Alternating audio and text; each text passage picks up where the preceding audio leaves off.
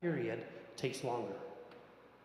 I thought the same thing when I designed the computer controls for the heating. The building was not used very much, so we could turn the heat way down. I then found that the organ does not allow you to turn the heat down, so it will be fully heated 24 hours a day, 7 days a week. So you do, because of the organ, we do have to worry about temperature control, heating as well as cooling within this space. Correct. Because you can't have the high humidities coming in because it will put it out of balance. This will allow us still to do that within this envelope because they are solid walls, so it does act like a heat sink inside of this space. Lori, here you go. What about the budget? What about the money? Have you got some give us a thumbnail sketch of how this is going to be financed or when the money... These guys get that illustrious job once the question and answer period is done.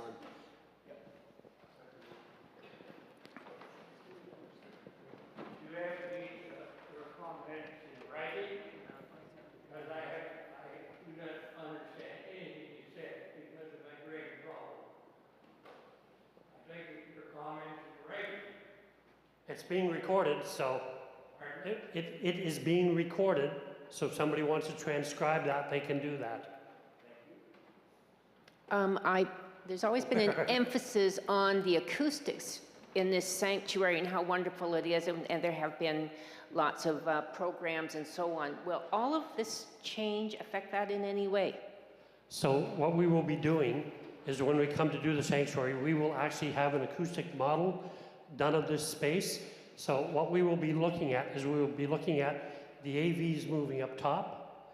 We're looking at improving the sound system and then taking that sound system, once we know where the sources of sound are being improved from, then we can actually do the acoustic modeling of this space. This space has a nice reverberation to it, right? I clap, it rings. You want that for the pipe organ music, right? Then you get that nice reverberation within the space. So it rings after you're done singing it. The choral effect works well. Here's the trick though. We almost have to design the space a little bit drier so that the spoken word turns out being very clear as well. So that is a balance that we have because they're both two ends of the spectrum. The spoken word doesn't do well with a lot of echo and reverberation. Singing, you'll have lots of reverberation. It's like singing in the shower. We all sound better in there, right? Because it's the hard walls and lots of reverberation. But now, as we design areas, we actually make it a little bit drier so it works for the spoken word. And then by the audiovisual system, I can build reverb in mechanically so that I can bring up the space for acoustics. So what we will do is we'll actually talk about, and I don't mean to get too technical for everybody, reverberation times when we get in here with the acoustical engineer and the audiovisual guy of what is required.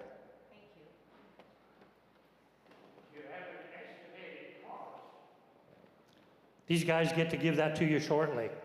They get to bring the good news. Let's get to the numbers.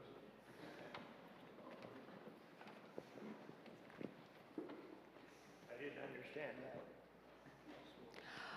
Currently, when we can, am I reverberating or? Just give it to me, okay? Currently, when I come into the building during the week, it's necessary for the secretary to run from her office to answer the door. If she's not in her office, then you wait until she's there. There's two things. You're standing outside in an inclement weather sometimes. And the second thing is she has a busy job as it is, then that keeps taking her away. How do we ensure security and yet ease of access?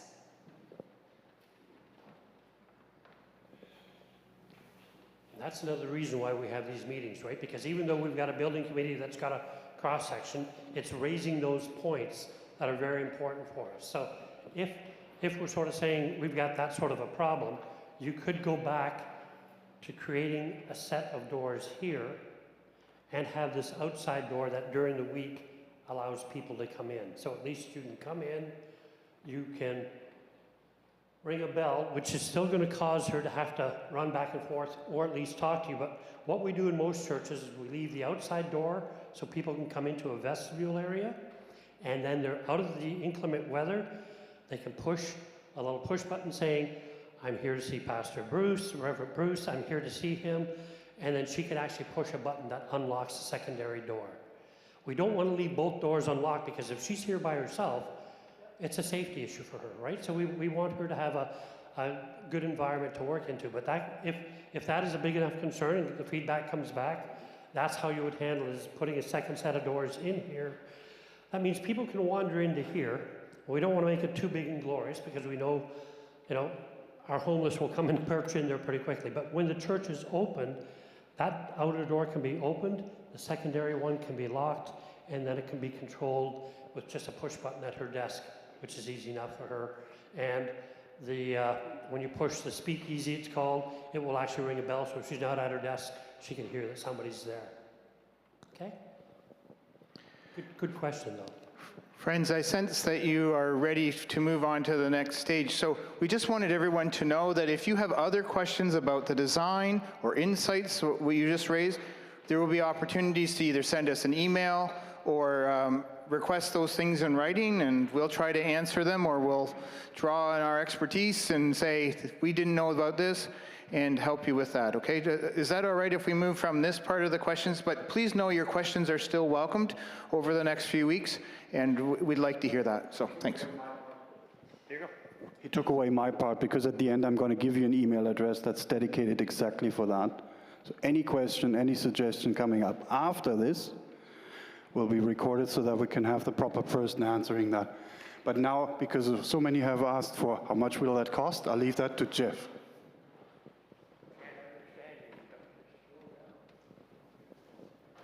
Okay, so I put on my bulletproof vest and I'm ready to talk numbers. So that's always the exciting part. So we've heard about a phase 1 and a phase 2 construction project.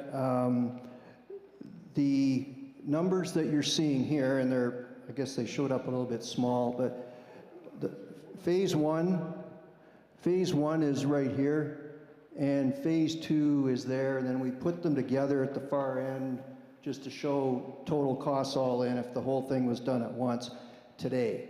So we've gone through, I think our building committee have looked at, John, I'm gonna say 6 versions of the budget, probably since in the last couple of years. Like, it's been changing and changing and changing, but now, as I said, we're at this Class B budget, which we're feeling a lot more comfortable with. So the phase 1, CRD's estimate on phase 1 is $1,375,000. That's for the base construction. That's the entrance from the parking lot, installation of the elevator, the renovations that have to be done on the first floor, plus the stuff on the second floor that relates to that addition and the space that Glenn was talking about. It does not include any of the sanctuary stuff, because that's considered phase 2. So with construction, there's always uncertainties when you start taking, especially renovations. And I think as soon as you start taking walls apart, you start digging down into 150-year-old foundations, and you start to see what's down there.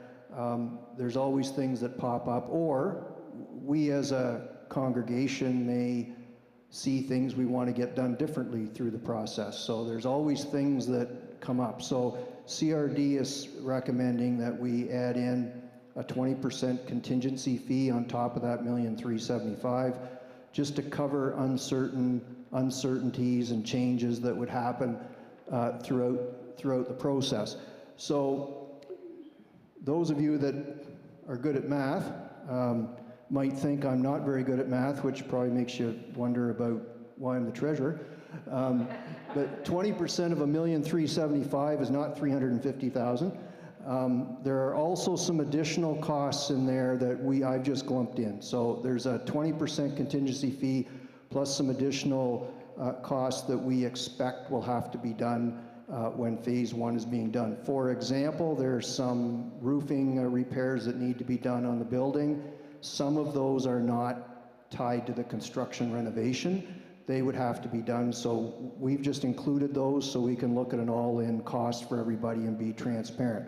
So the estimated cost for phase one, if we included the contingency and the things that we expect, would be $1,725,000. That includes a 20% contingency. That does not include HST. Mary and I have had a question and answer about HST, and I was trying to figure out how I could actually tell you how much the HST was going to be, because we get a refund from certain HST costs, but the math is above my head. So what I've done is I've just estimated, in my numbers, I've estimated that we would probably end up paying about $70,000 of HST by the time we got the refunds. So that's all in there. So $1,725,000 if we do phase one.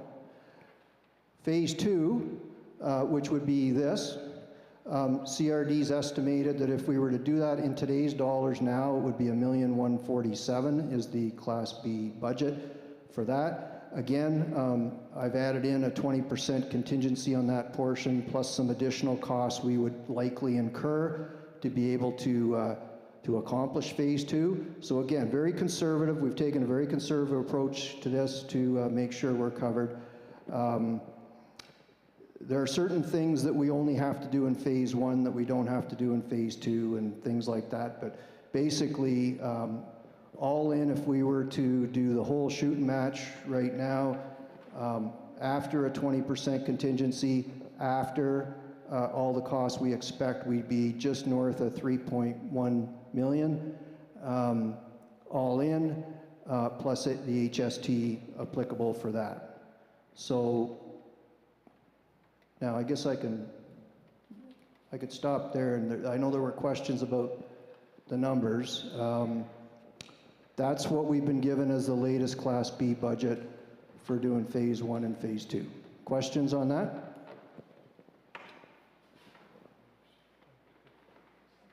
Ken? I would guess there's no opportunity for a different design. A different design? Like I would like to leave the balconies in, for example. Oh, okay. At this point, the design contemplates what Glenn talked about, which was removal of certain components of the balconies. If that's a good example, if we got into that phase one, and then there were decisions made by the congregation that they felt that they wanted to amend phase two to do something like that, it gives us the chance to reconsider that if there was enough interest. So that's another added benefit of having, we can do phase one without having to make the decision on what we do in the, with the balconies in the sanctuary. So rather than having to make that decision now. So I would say that's not the direction that the building committee felt was the best for long term, but I wouldn't say it's off the table. It could be considered later. This here, sir. Yep. I just have a question, Jeff. The outside with the 2 stories of the glass. Oh, sorry. The outside with the 2 stories of glass, is that phase one or phase two, or do you, phase one? That's Okay. phase one. Okay, so the outside of the building is phase one. Okay, thank you. Probably the easiest way to look at it is phase one's all the outside stuff and the accessibility to get up here. Phase two is what you're looking at inside this room. Ballpark, that's the easiest way to look at it. How long are these numbers good for? Well, I got them on September 14th, so I suspect if I asked the contractor, he probably said they were good till noon on the 14th. Hence my contingency. I think they've gone down since then, actually. No, I'm just making that up. Okay. Other, yep. David, just wait a sec.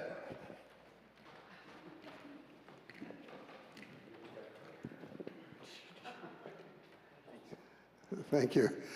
I think we're running a break-even or deficit. Just 1 second, I just want to speak for a quick second, not to interrupt you.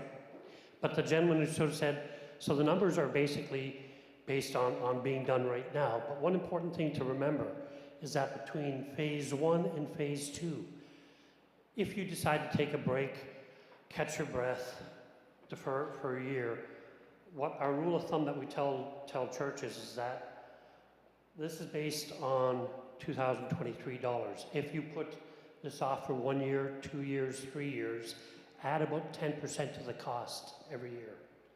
Okay, so if you would put it off for 3 years, you're probably going to be adding 30% to it. Just if you want to run numbers through your mind as you're sitting down over the next couple of weeks. Sorry about that.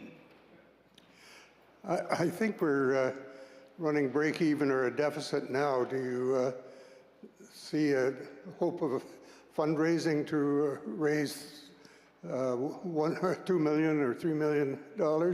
And is there an opportunity for increasing our revenue by having a more rentable space? Good questions.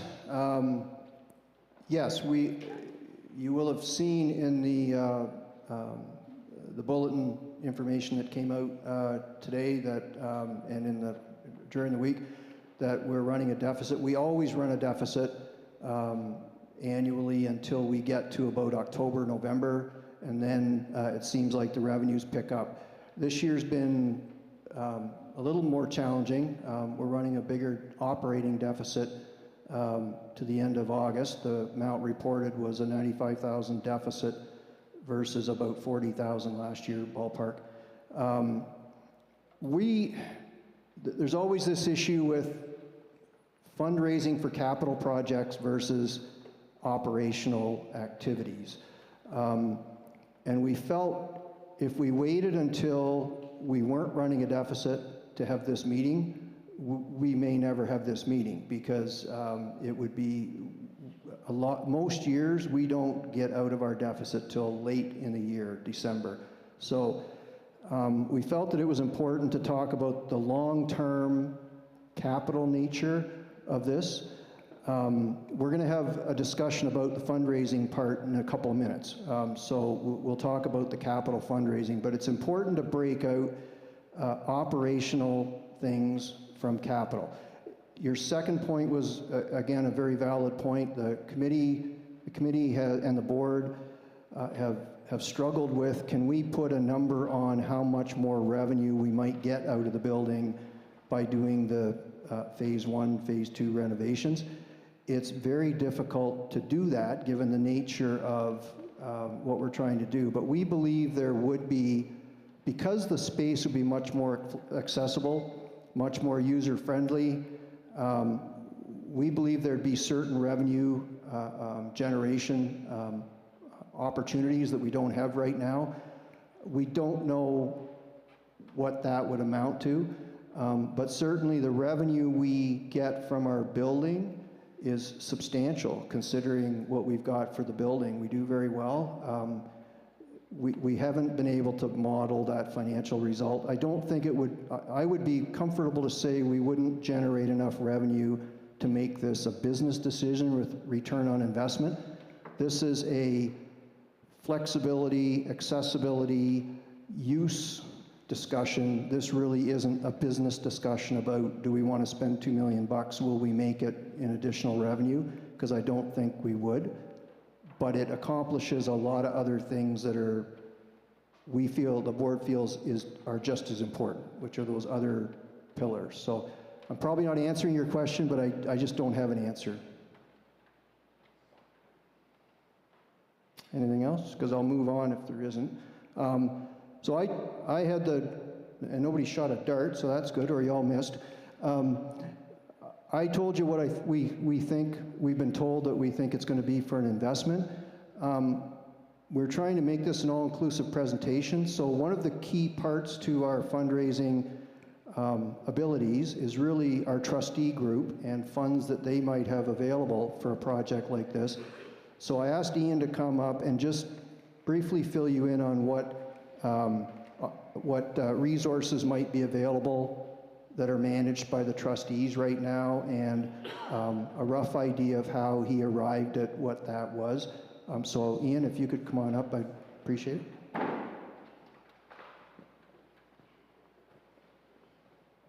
Thanks, Jeff. Can everybody hear me? So from the trustees' perspective, we do have a fund that we have established for the sanctuary itself, and we also have access to the endowment fund that we're looking at using as well. With the endowment fund, we've also set aside some dollars out of the endowment fund for budgetary shortfalls. We also have a loan for the SEBA, a SEBA loan, federal government loan, that we need to pay back by the end of this year, another $40,000. So when we look at the amount of money that we have in the sanctuary fund and with the endowment fund, we're looking at probably $250,000 that we will have available for this project at this time. Any questions around that?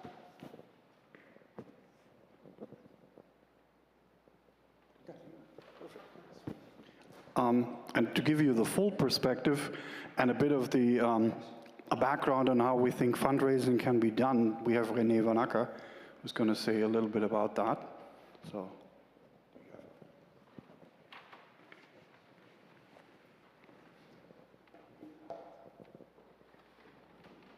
First, I'd like to thank John Murray.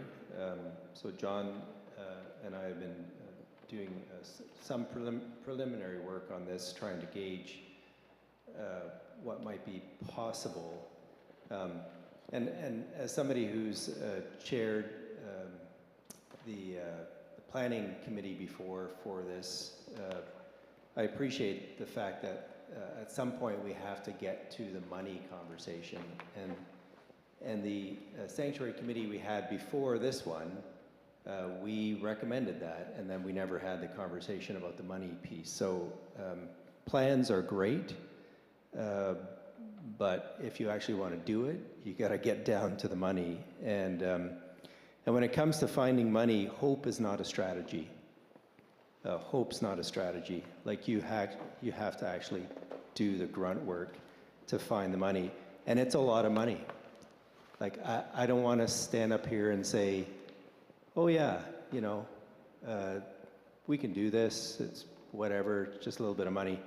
It's not, it's actually really a lot of money. And if we break that down to the number of supporters we have in this congregation who would be willing to dig into their own pockets and give us checks for significant amounts of money, it can add up. And I think we need to be plain about that. Like, we need to be really clear about how many givers we need at a variety of levels. And in typical fundraising, you have a pyramid of levels. And so you'd have very major donors, maybe at over $250,000 level, that kind of level. And then you'd have a series of people who could maybe give around $100,000, a series of people who could give around $50,000, and then $25,000, and then $10,000 and below.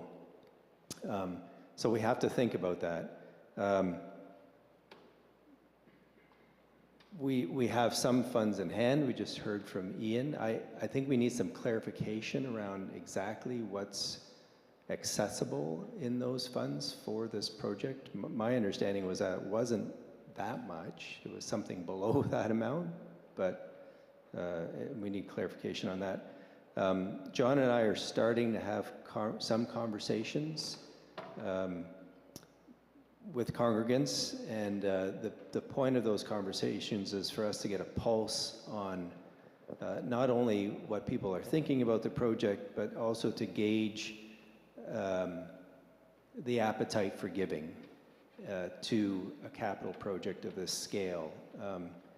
I think without getting that sense of what is possible, you know, it's key to whether this is a possibility or not. So we don't have any commitments yet, but a couple of things need to happen. One, we need to continue to have those conversations. Two, we need to have an agreement from the congregation that we actually want to proceed.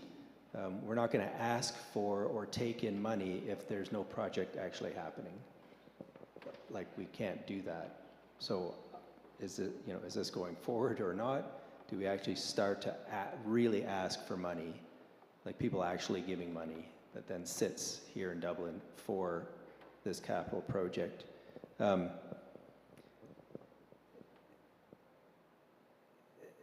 there would need to be many, many conversations, asks made over the coming months.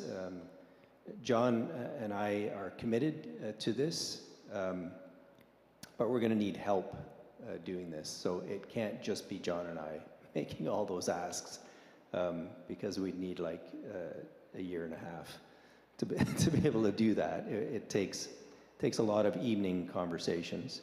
We're also trying to figure out and talking to Jeff what pledging might be possible, and that depends on when the project gets a green light, and then the timeline for the project, and when giving could start.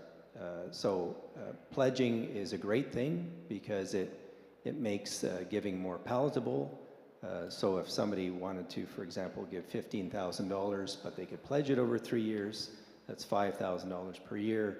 That might be much more possible than $15,000 all in one go, for example. So John and I are intending to book more conversations over the coming months to continue to gauge interest and to take that pulse. We're also very open to inquiries or questions by email or by phone. And we recognize that, you know, these are that giving is a very personal issue, and we'll be fully respectful of privacy and confidentiality. But anyways, I don't know if there are any questions about that aspect.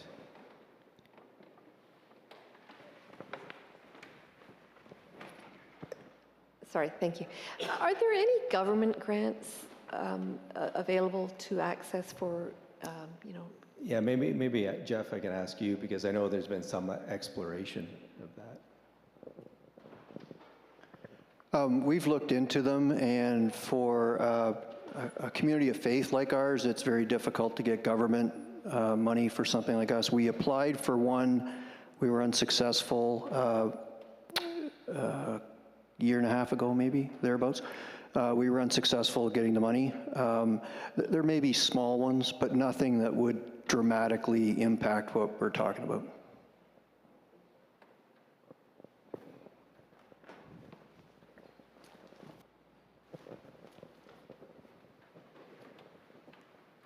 So two comments that one's a question and one's just an observation. The question is it possible to get a mortgage from a bank? Has that been explored? And just before you answer that, as opposed to pledges, I guess, the second comment is, as I look across the room, my guess is half of us live in a house that's worth more than $1 million. So 2 or 3 of us, not me, 2 or 3 of you, just sell your house and we're there.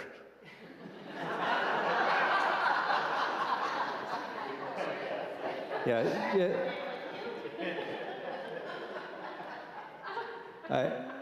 Gary, I appreciate. I just wanted to comment on the second one. What we can't do. Each of us have to think about what we can do, and what we can't do is exactly that. We can't say, well, somebody else should probably do X, Y, or Z, or somebody else should give X, Y, or Z. We can't do that. This is about each of us thinking what we are going to do. And if we think that somebody else is going to pay for it, that's not going to happen. Like, each of you have to think about what you're going to do. And if you don't want to do that, that's fine, but then don't complain that it doesn't happen because somebody else didn't give. Like, I just wanted to say that because we really have to do this all together. So it sounds like you don't have to sell your house, Gary. So that's, unless you want to. Yeah. So mortgage, that's probably the number one question I've been asked, or we've discussed at various meetings over this last number of years. So just to put it in context, it's almost like asking a question, how long is a piece of string? Because until you have more details, you don't know the answer to that. We don't know how much of this you could even mortgage. For one thing, we don't own the building. So it's a very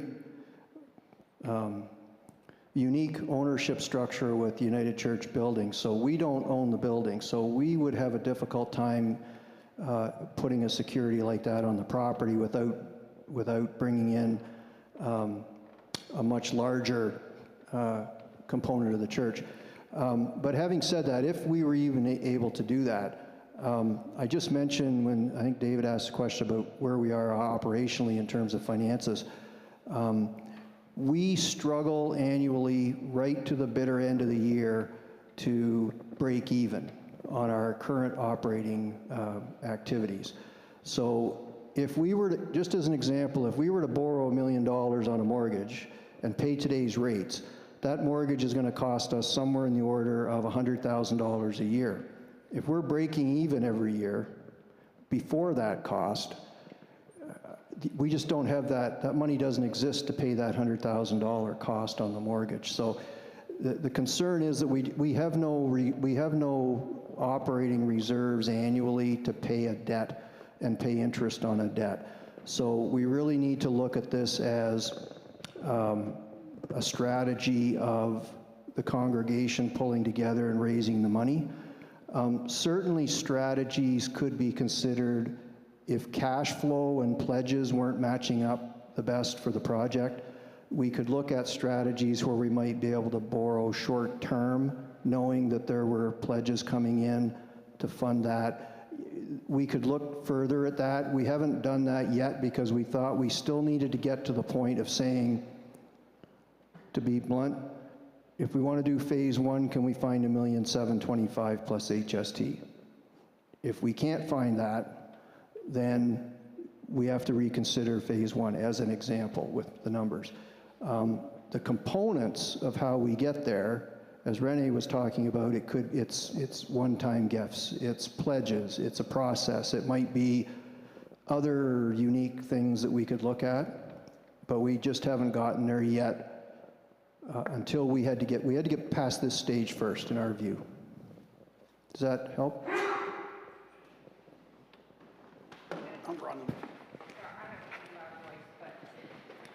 Yeah, for recording. No worries. So it's just sort of running through my head.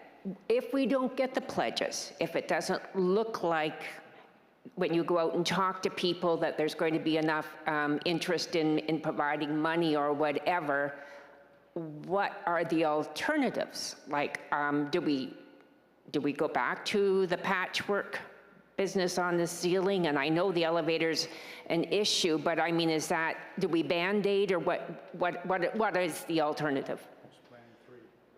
So certainly that's an alternative, and the committee have talked about that. What's the alternative if we don't go ahead with one of these, with this option? Certainly there's, and our contractors pointed this out. We've had a roofing contractor look, and the property committee people here would know that. There's fairly substantial roofing repairs that need to be done in our building. I think Reverend Bruce had a shower on his desk last year and things like that. So we need to repair the building. We also need to do something dramatic with the lift, is what we're being told. And there's other structural things that have to be done. I would assume if we didn't go through something like this, there's going to be a group that are going to come back to the congregation with a significant repair budget of some sort that need to be done in the next probably months. possibly early years. But that would probably be done through your property committee with a work plan to address all the issues.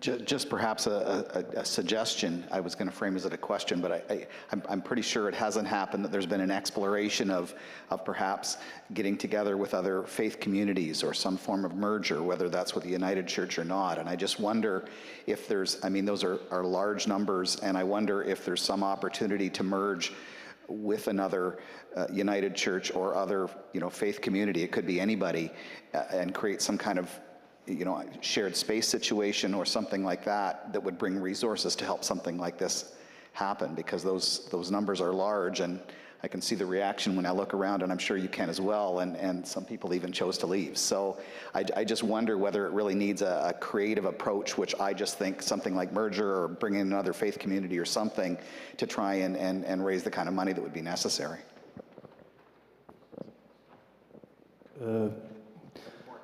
Yeah, more of a comment. I can tell you that there are discussions ongoing within the GUM group that cover a myriad of things. Reverend Bruce is one of our reps on that group, and some other folks, and I think there are a lot of discussions happening within the United Church community in Guelph. Specifically, they won't be addressing this yet because we haven't really done much in terms of sharing what we're sort of visioning here. But that's a valid option and a valid direction, and it quite possibly could be looked at as we validate whether this makes sense for Dublin and whether it makes sense for Guelph United Ministries as a whole, like as a city. It's a good point. Any other questions? Otherwise, I would start wrapping this up. Thank you, Renee. Thank you, Jeff, Glenn, John, Ian. So you had a lot of perspectives. So the board considered it very important to give you all the facts all around it. Sorry, it took a while to actually get everything across, but now you have a better idea where this can be going.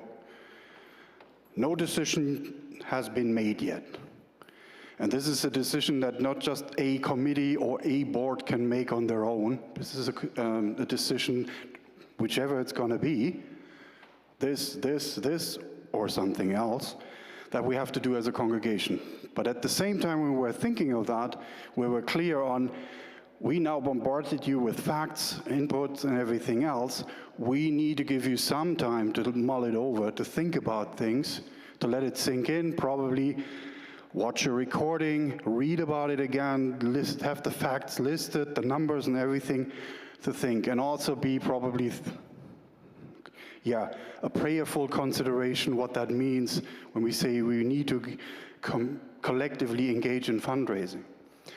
So our idea is that for the next little while, number one, we'll share what we've done today with you in several ways, one of them being the recording. We give you, and I have to run here, an email address, and we'll send it out by email blast as well, where you can submit questions, suggestions you might have, anything, and at the other end will be some of us sitting and distributing these questions to the appropriate people. If it's something for our contractors, our architect, we'll pass it on to them. If it's something about the financial situation, Renee and others of us will mull it over. So we'll give you some time to actually interact this way.